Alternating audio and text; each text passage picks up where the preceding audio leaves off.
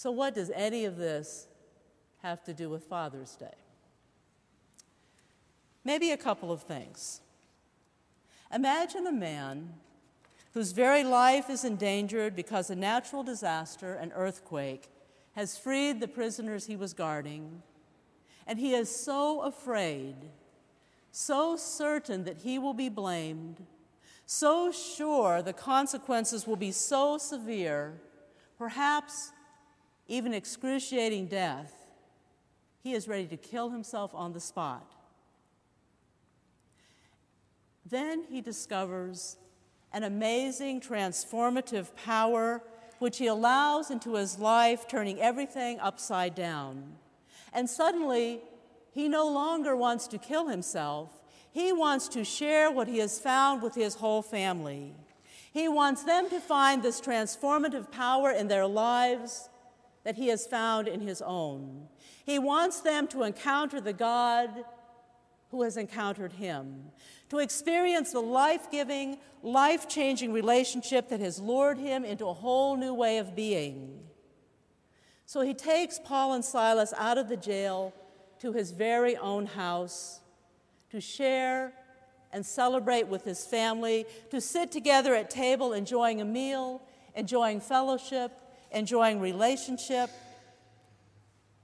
Now think about it for a moment. If the consequences of prisoners escaping on this man's watch were so severe, he was willing to kill himself rather than face those consequences.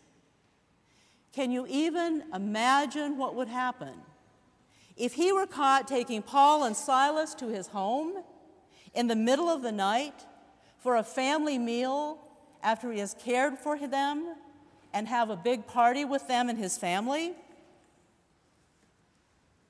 Here is a man willing to risk everything, including his very own life, to give new life to his family. A man who loved his family so much he just had to share with them what he had found. A man willing to risk loving deeply and being led by love to do unimaginable things. When we allow ourselves to risk loving deeply, it changes us to the core of our beings. Brain studies demonstrate that during the pregnancy of his partner and following the birth of a newborn, human fathers' brain circuitry changes. Some interests and foci move into the background.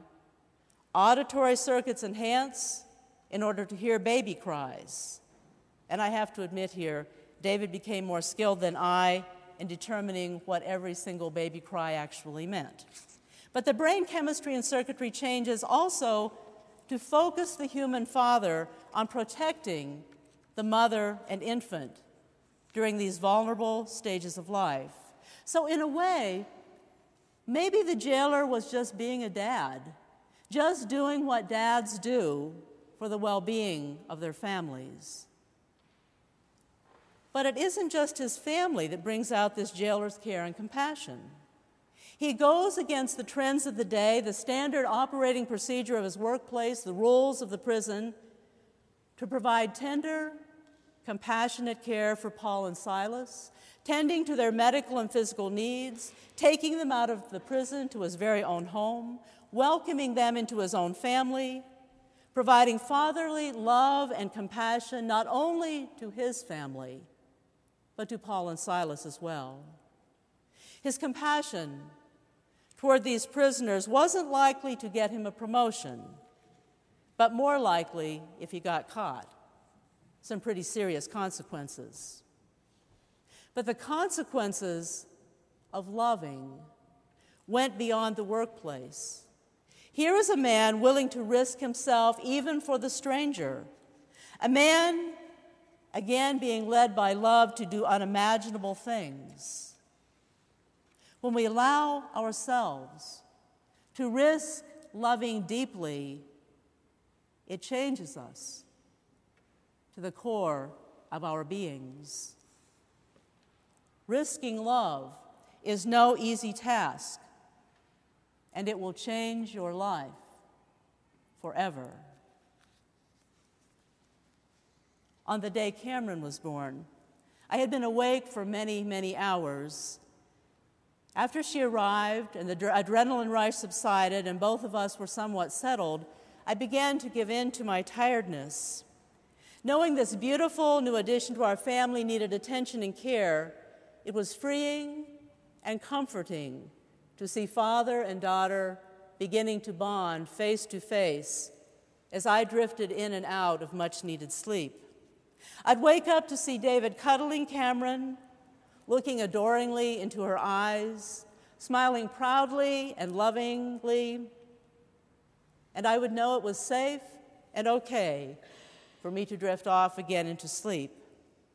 And whether he knew it or not in that moment, David's life was being transformed forever by the 6.5-pound baby girl, and he would come to understand and experience love in a way he had never known before.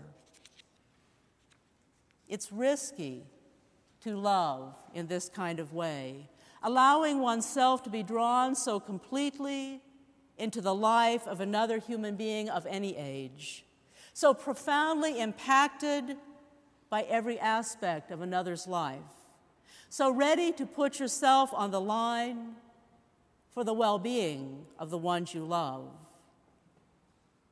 But such is the life of so many fathers every day, and grandfathers, and great-grandfathers, and uncles, really everyone who takes the profoundly life-changing risk of truly loving deeply.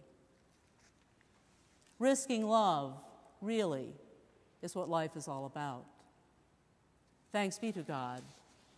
Amen.